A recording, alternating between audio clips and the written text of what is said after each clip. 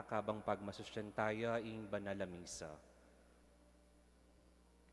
Ikabiting cellphone,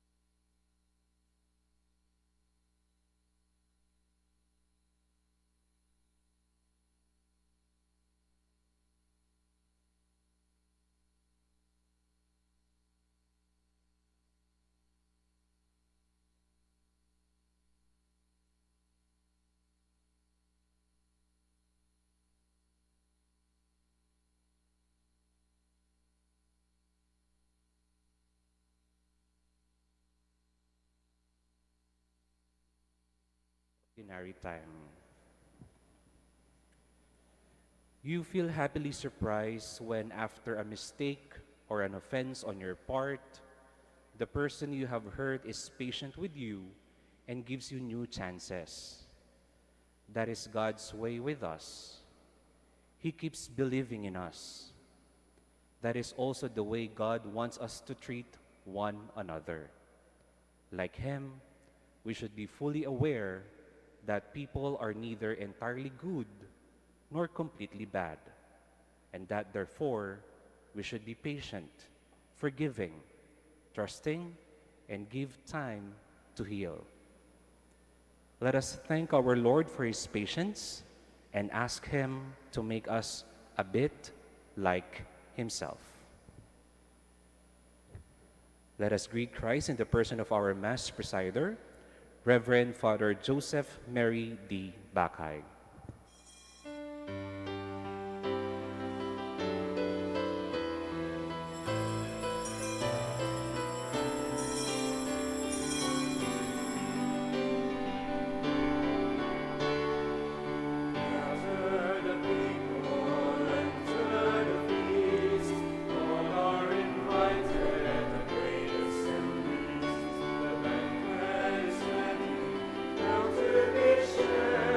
Joy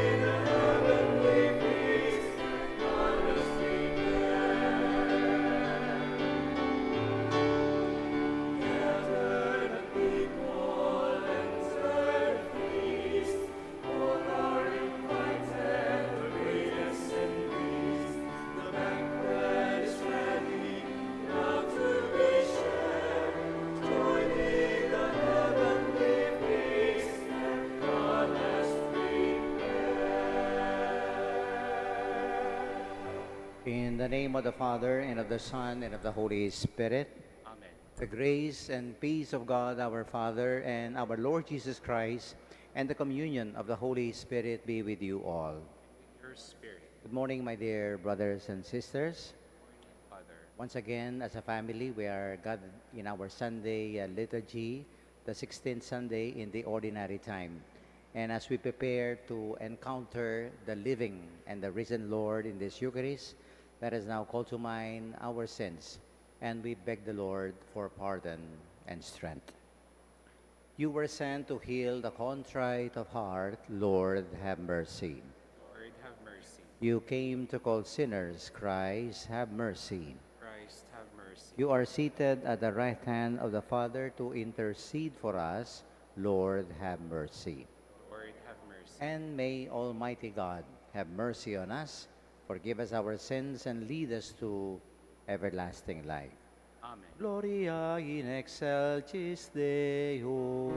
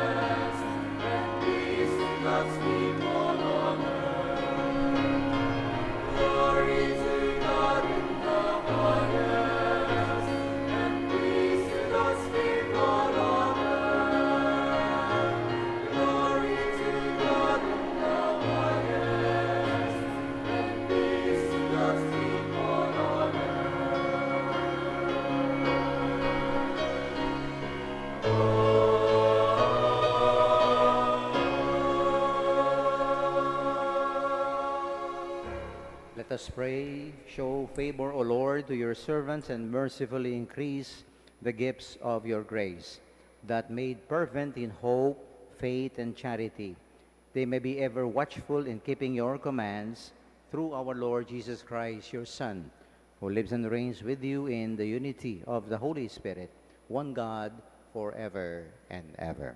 Amen.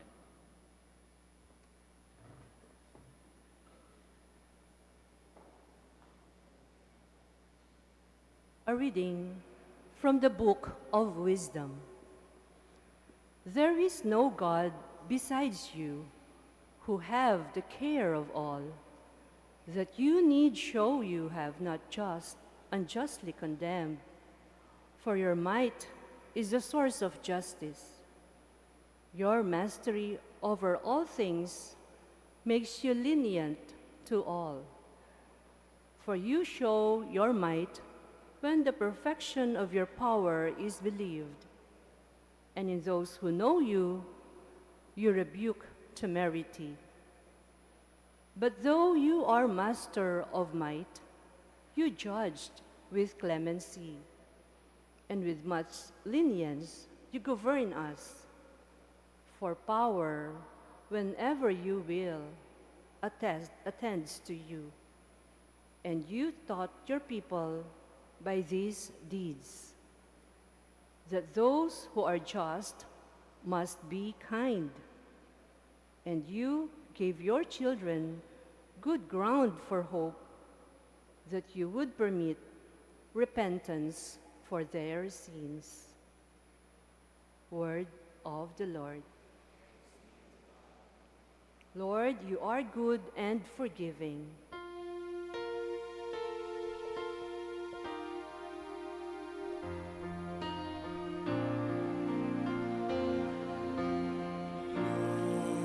Lord, you are good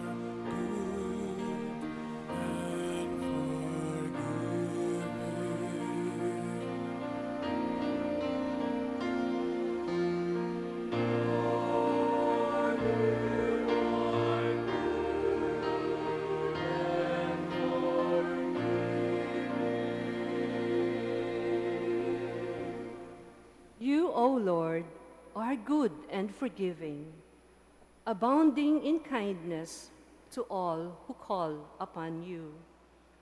Hearken, O Lord, to my prayer, and attend to the sound of my pleading.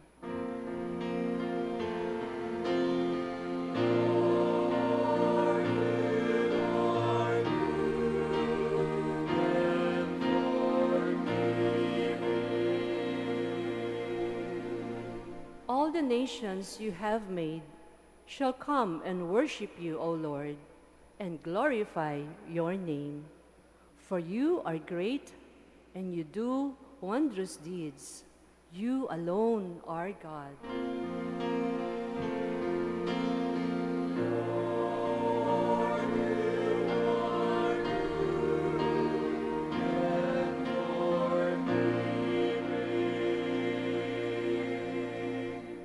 You, O Lord, are a God merciful and gracious, slow to anger, abounding in kindness and fidelity.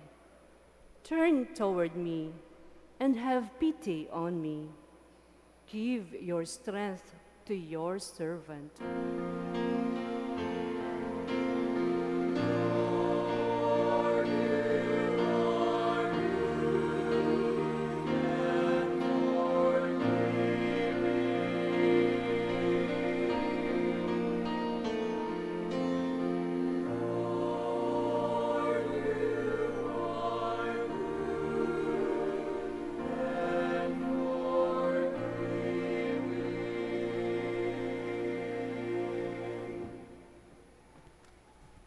A reading from the letter of St. Paul to the Romans.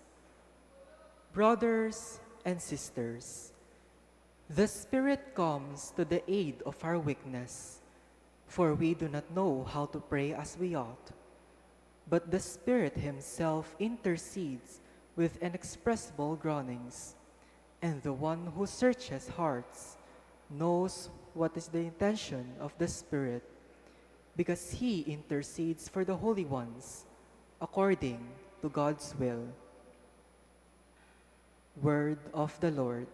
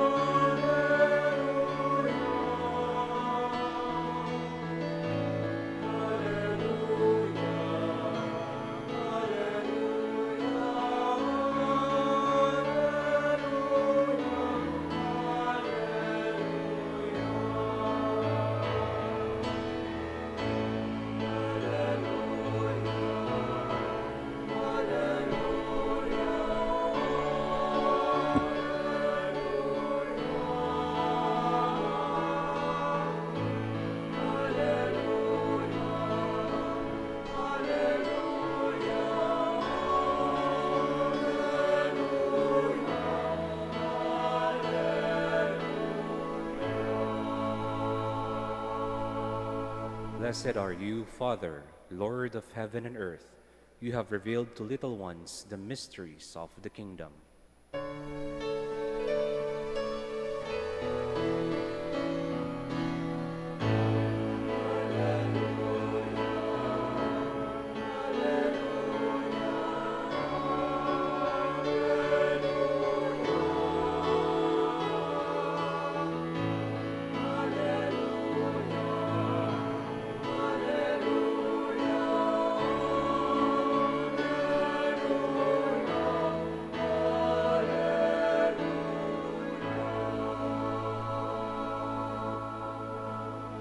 The Lord be with you.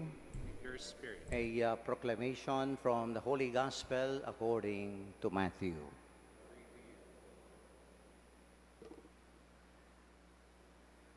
Jesus proposed another parable to the crowd, saying, "The kingdom of heaven may be likened to a man who sowed good seed in his field.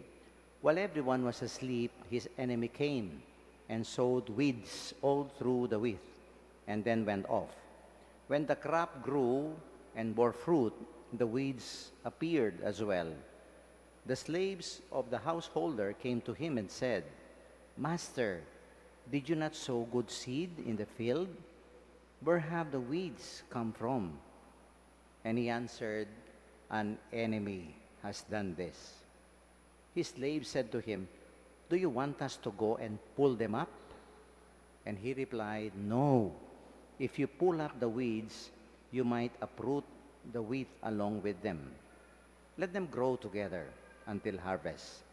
Then at harvest time, I will say to the harvesters, first collect the weeds and tie them in bundles for burning, and then gather the wheat into my barn.'" My dear friends, the good news of our salvation. Praise to you, Lord Jesus Christ.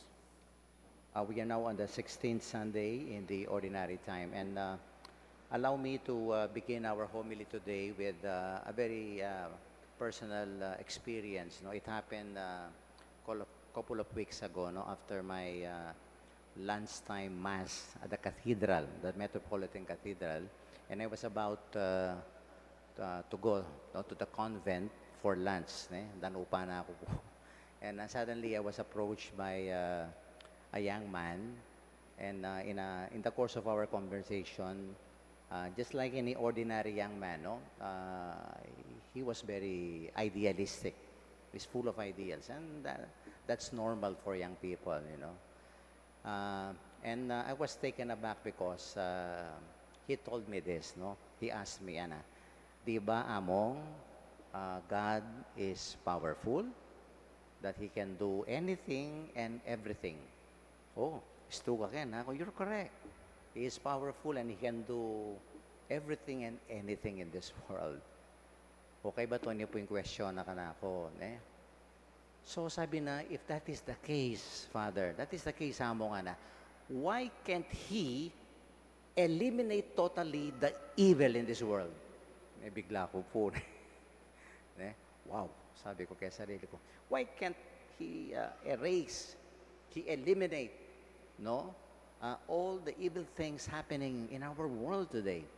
Maybe just like many of us, no, we are frustrated, disgusted with what is happening, and we all know that you know, U.S. Iran is undergoing tough war again. Bitatas na naman po yung diesel, tamo. And of course, here in the Philippines, no, takaltamo po problema over and above the economic crisis that we are facing, no, the deficit of our government or our nation, at the same time the plunder cases, the heinous criminal cases that we read in the newspaper, di po ba? And of course, ang walang katapusan flood control, no, corruption. And of course, ang blockbuster, inaabangan natin, no, impeachment. Okay. So, nanoy kaya yung, di ba, kawakasan na ng impeachment. People are disgusted. And I think this young man, no, was feeling that. And I think many of us also have the mindset, di ba? Why can't God eliminate all evil things in this world and make a world evil-free. Wow. You just imagine, kaburita mo po siguro, no? If we're living in a world that is evil-free, what a wonderful world. Hanapin po nitang kanta. But, eta mo po maging realistic kanita. And I told this young man, no, kaya puburing patin enthusiasm. At sinabi ko po kayo, you're right. God can do that. He can do everything and anything, sabi ko. But, ini sinabi ko, He will not do it. Yun ang gawan nito, pero naggawan ni nga pong Ginoo. And he was taken aback when he heard me, respond to his query. And I think that is true, my dear friends. And maybe you wonder today, among what is the reason why God cannot immediately eliminate every evil in this world? O ba't na po gagawa yan? Our readings today, my dear friends, they answer that question. Po, yung atin lang pakibata-masanting, ketang kutang ita, din kakatamong pamamasa. No? And what is the answer to that question? Well, the first insight is this. Because God, according to our readings today, He is a very patient God, a loving and a merciful God. He's not quick in judging. Po, agad-agad. Just like, the past Duterte administration, di ba? Patayin ang lahat ng drug addict. 6 months, Philippines will be drug-free. Did it happen? I don't think so. Even innocent people got affected, di po ba? So, pota aliwa yung solusyon. At o inipining solusyon, sasabihan na kay. The answer to that, God is patient, loving, and merciful. This is the very nature of God. That's why He will not do it. He will not totally eliminate, all the evil things in this world. Kasi makanya niya po yung nga pong Ginoo. The first reading today, expresses that truth. Sabi natin na, you have not unjustly condemned. Look at that.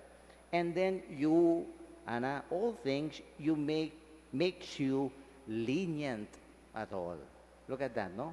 He has a space for people, no?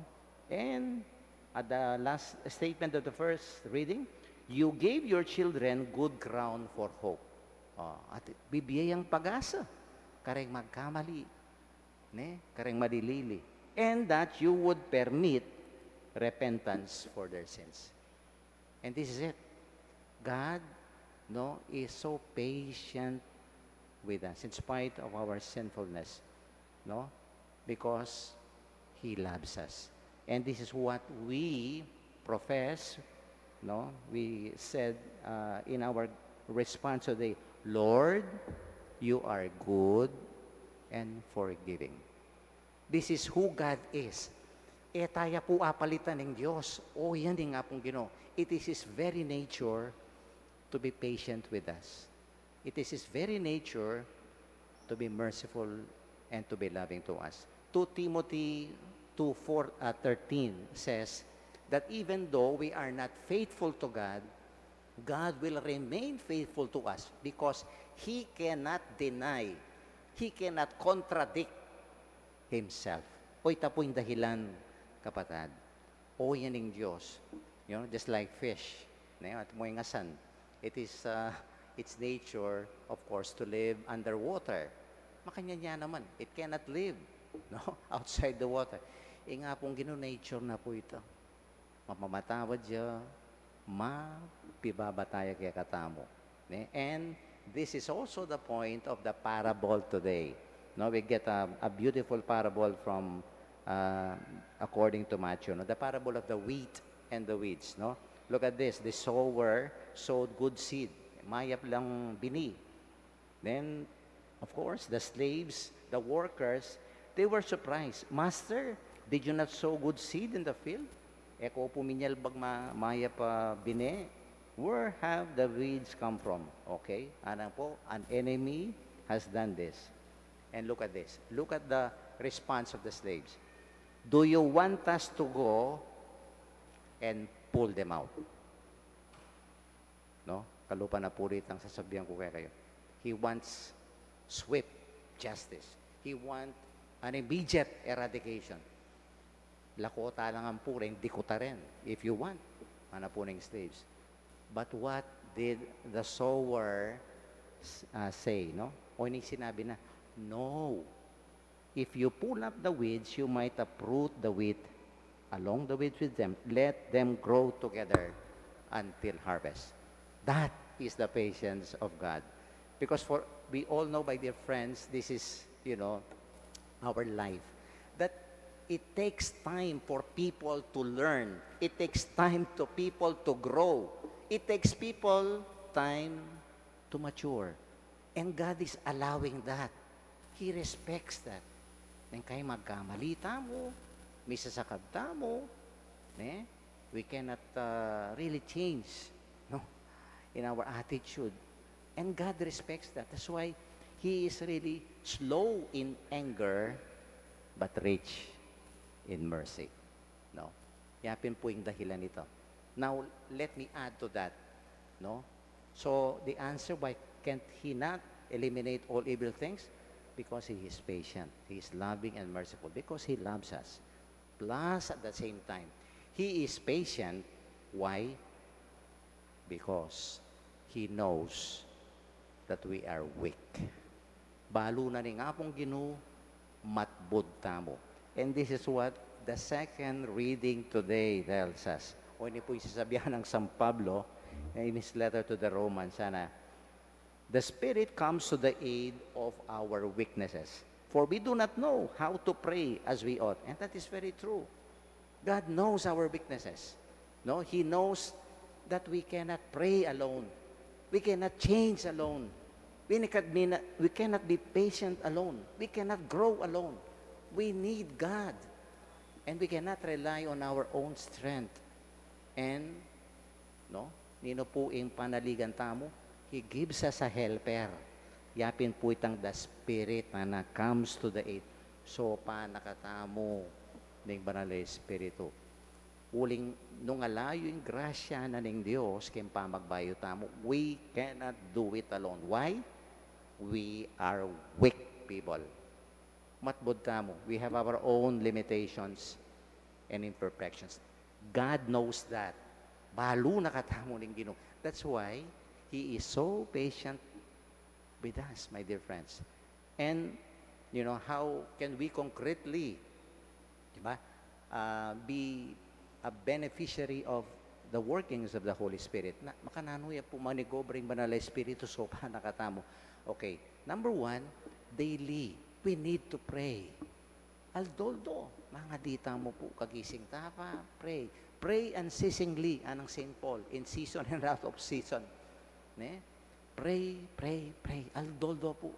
So that, the power of the Holy Spirit will work in us. Number two, let us try to listen always to the gospel, to the teachings of the church, to scriptures. And it is not enough just we listen. We study, we understand the Word of God. Because the Word of God, my dear friends, give us enlightenment in our everyday living. Diri na nakatang sulunyan. Pero nang kaya po, hardly. Ay, si baka mo rin, i-explain niya mo rin among yan. Istunay ito. Pero nang kaya latang efforts to study and to understand, maybe we can apply it in our own situation. Po. The Word of God. And at the same time, when po, the reception of the graces given to us in the sacraments, the Holy Eucharist, to be nourished. And this is what it means to allow the Holy Spirit to work in us, my dear friends.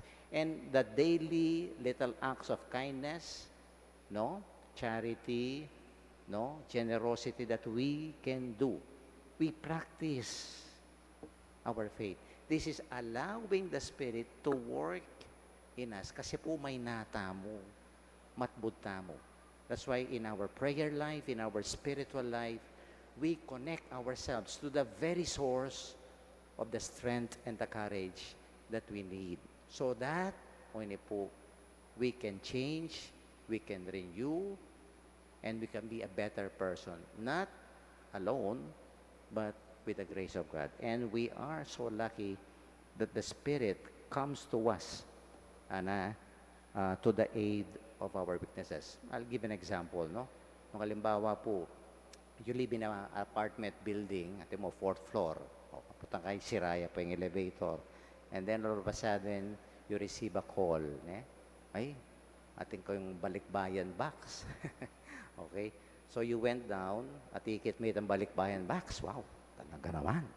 Oning ng buwat me, aro, ginoo, mabayat-bayat. And you cannot carry it alone. All of a sudden, luckily, no, there's this a stronger man, no, who is also a resident of that apartment building. At kay batikit na karugo. Sabi anak kaya ka, buri mong sopanda ka, ibuat te, sopanda ka. Masaya. And, wait a minute, because of the help of that man, you were able, to go up with that balikbayan boxes, no, in your apartment. That is the Holy Spirit. We need to acknowledge we need help. We cannot do it alone. And St. Paul tells us, tamo na kahit po agyong magdili-dili. God knows us. He knows that we are weak. That's why, because of His love and because He knows that we are weak, He is so patient with us. And let us not waste the chances given to us by the Lord. To end my homily, I was reminded by a very simple story. No? There was this young man. Every day, he goes to the garden. At yung gagawa na po keng garden na lalakono kandeng dikot. Aldoldo, lalakono rin dikot. But a neighbor of his, no, akakit niya po aldoldo. Lalakono rin dikot. Okay, but sinabi na kaya ng neighbor kaya, oh brother, when will you water the plants? No, he was so busy pulling the weeds, and yet, no, he forgot to water the plants. And it happens to us. Oftentimes, no, we are preoccupied with the weeds. Oh, yung mali, evil. Okay, that we lose sight of watering our own flowers, our own plants. No? Of course, no, we need to do something about evil. But let God take care of that. No? What we need to do is to grow, to make the flowers, the plants, no, bear fruit, because this is what is expected of us. God gives us time.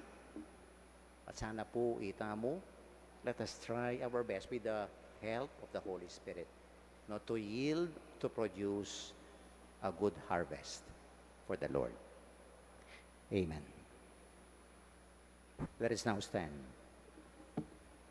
We now profess our faith as Christians. I believe in God, Father Almighty, creator of heaven and earth, I believe in Jesus Christ, His only Son, our Lord, who was conceived by the Holy Spirit, born of the Virgin Mary, suffered under Pontius Pilate, was crucified, died, and was buried. He descended into hell. On the third day he rose again from the dead. He ascended into heaven, and is seated at the right hand of God, the Father Almighty. From there he will come to judge the living and the dead. I believe in the Holy Spirit, the Holy Catholic Church, the communion of saints, the forgiveness of sins, the resurrection of the body, and life everlasting. Amen. we do not know how to pray properly. Let the Holy Spirit express our plea for the good of the church and of everyone. And let us say to Him, Lord, keep us in your love. Kindly repeat. Lord, keep us in your love.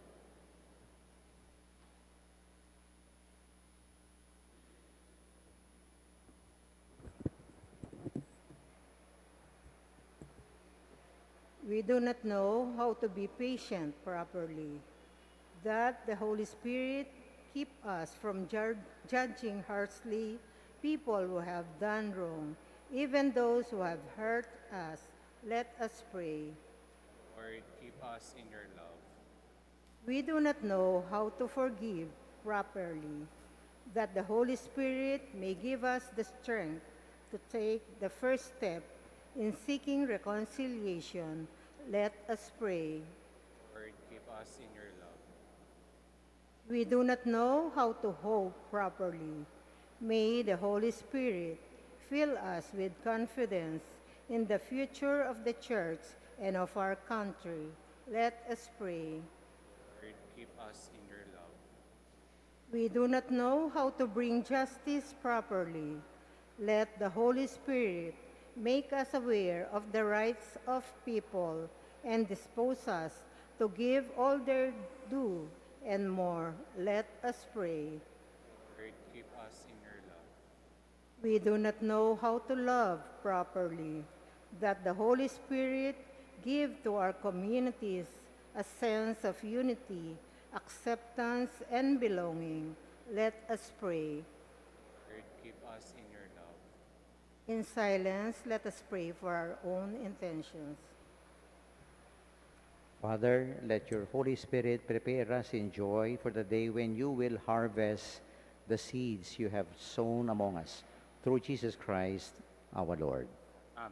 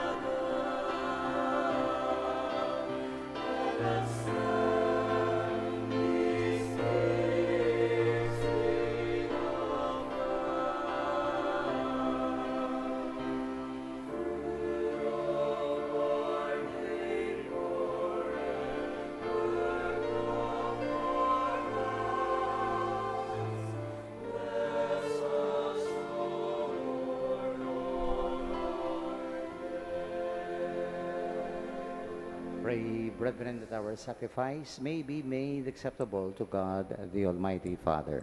The Lord accept the sacrifice at your hands for the praise and glory of his name, for our good and the good of all his holy church. Let us pray, O God, who in the one perfect sacrifice brought to completion varied offerings of the law, accept, we pray, this sacrifice from your faithful servants, and make it holy as you bless the gifts of Abel, so that what has offered to the honor of your majesty may benefit the salvation of all through Christ our Lord. Amen.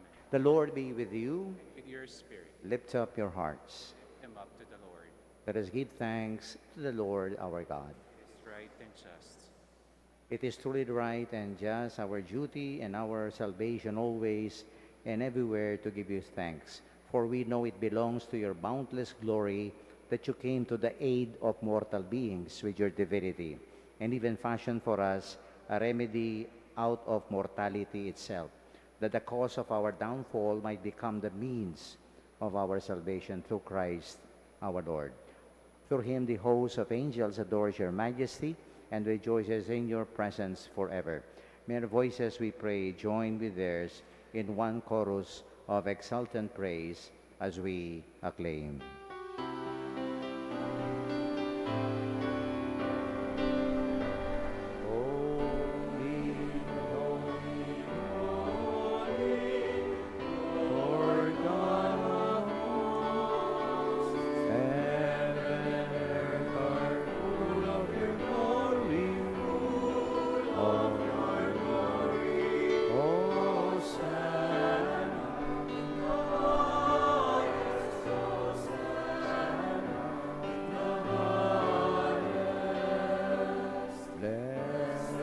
to you. Oh God, the highest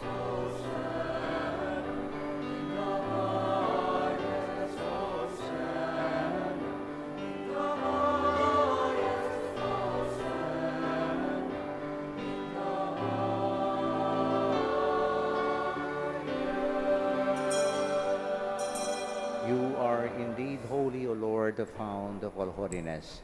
Make holy, therefore, these gifts, we pray, by sending down your Spirit upon them like the dewfall, so that they may become for us the body and the blood of our Lord Jesus Christ. At the time he was betrayed and entered willingly into his passion, he took bread, giving thanks, broke it, gave it to his disciples, saying, "Take this, all of you, and eat of it.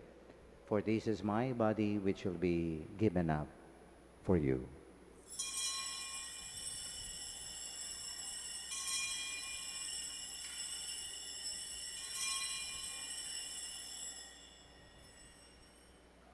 In a similar way, when supper was ended, he took the chalice, and once more giving thanks, and he gave it to his disciples, saying, "Take this, all of you, and drink from it. For this is the chalice of my blood, the blood of the new and eternal covenant, which shall be poured out for you and for many for the forgiveness of sins. Do this in memory of me."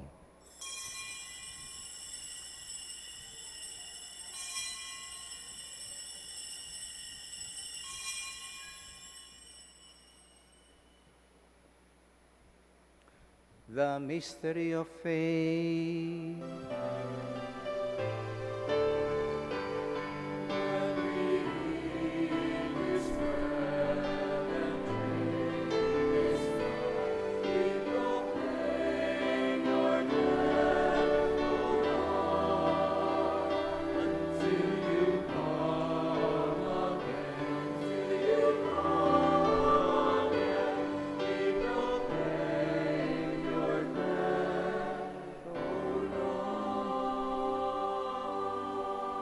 Therefore, as we celebrate the memorial of his death and resurrection, we offer you, Lord, the bread of life and the chalice of salvation, giving thanks that you have held us worthy to be in your presence and minister to you. Humbly we pray that partaking of the body and the blood of Christ, we may be gathered into one by the Holy Spirit. Remember, Lord, your church spread throughout the world, and bring her to the fullness of charity, together with Leo the 14th, our Pope, Florentino, our Archbishop, Pasiano, our Bishop Emeritus, all the religious and the clergy. And remember our brothers and sisters who have fallen asleep in the hope of the resurrection, and all who have died in your mercy. Welcome them into the light of your face. Have mercy on us all, we pray, that with the Blessed Virgin Mary, Mother of God, with Saint Joseph, her spouse, with the blessed apostles and the saints who have pleased you throughout the ages, we may merit to be co-heirs to eternal life, and may praise and glorify you through your Son, Jesus Christ. Through him, with him, and in him, in the unity of the Holy Spirit, all glory and honor he shows, Almighty Father, forever and ever.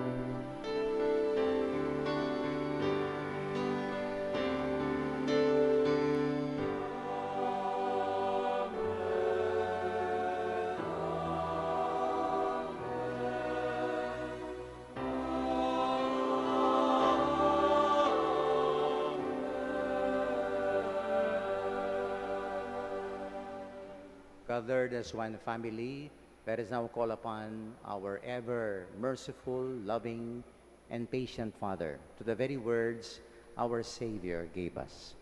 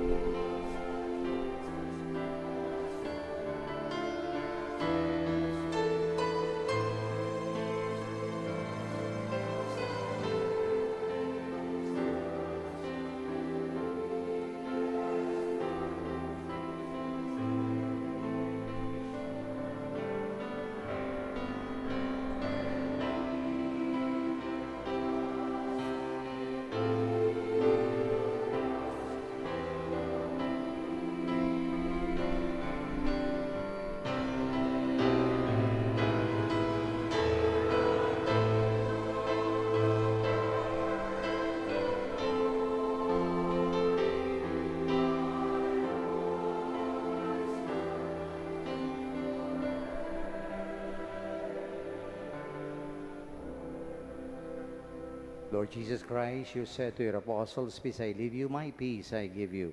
Look not on our sins, but on the faith of your church, and graciously grant her peace and unity in accordance with your will, you who live and reign forever and ever. The love and the peace of the Lord be with you all. With your spirit. Let us now offer each other the sign of peace. Kapayapaan po kay katamungan. Peace be with you.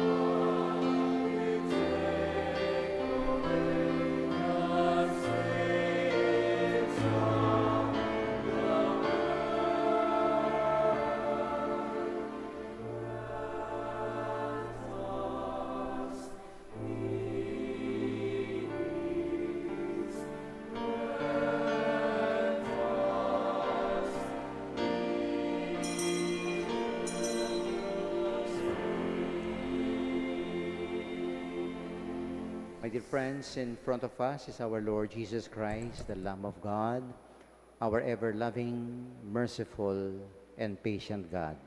Happy are we now ready to receive Him in this holy communion. Lord, I am not worthy that you should enter under my roof, but Only only say the word, and my soul shall be healed. The body and blood of Christ being a soul to everlasting life. Amen.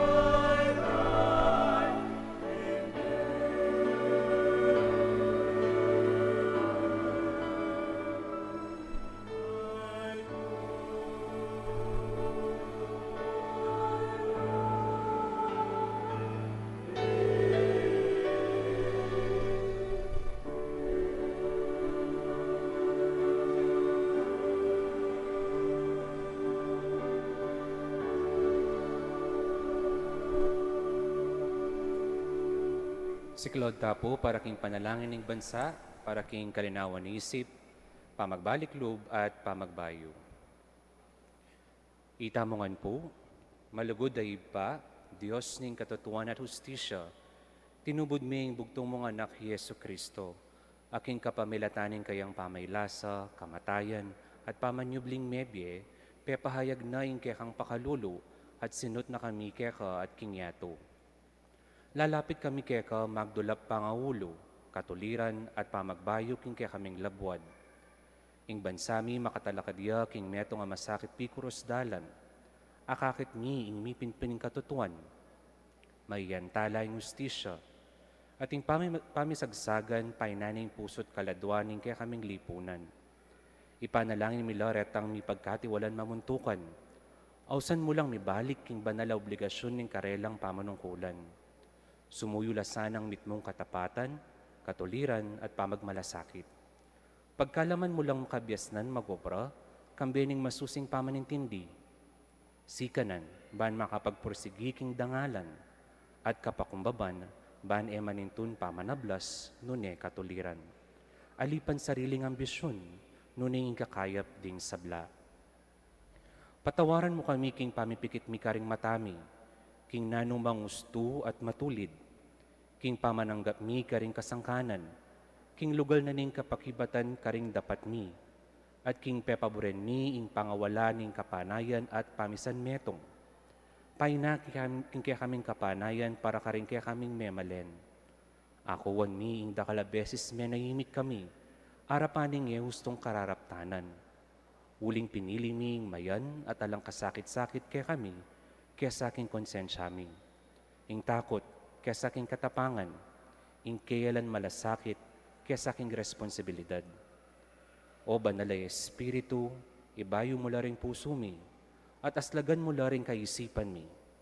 Dala mo kami, iba't king kayalan pakialam, papunta king pamagmalasakit, iba't king katahimikan, papunta king mitmong katapatan na dapat, iba't king pamisagsagan, papunta king pamisan metong, at iba't king kasiran loob, papunta king kapanayan.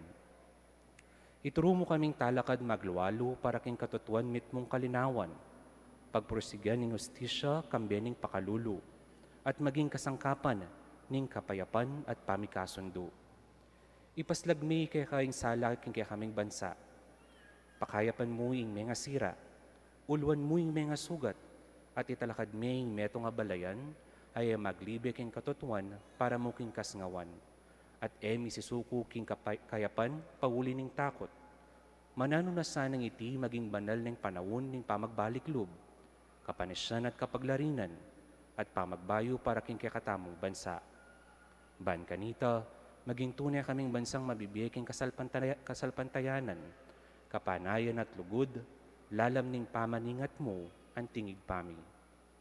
Iti adwan mi, king kapamilatan ng ginuming Yesu Kristong anak mo, ang mabibigyan pon mag-ari kambe mo, king kameto nga ning banalay Espiritu, Diyos, manggaman king alanganga. Amen. Birhen de los Remedios, ingduning kapaldanan, San Lorenzo Ruiz at San Pedro Calungsod, San Miguel Arcangel, Lukluk Tapo para king kapabaluan.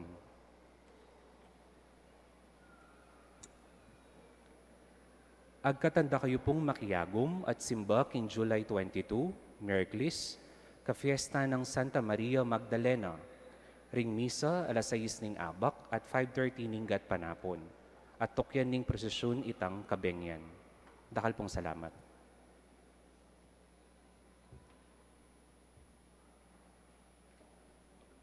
Let us pray.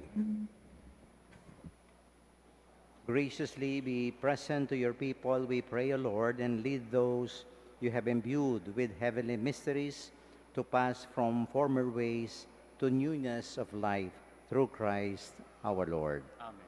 The Lord be with you. And with your spirit. Kindly bow your heads for God's blessing. For people who easily classify others more accordingly to their bad traits than their qualities, it is good that we have been here with the Lord. He is patient with us, forgiving, sees the good in us, and gives us the time to grow, and to heal. From Him, we learn to be patient with others.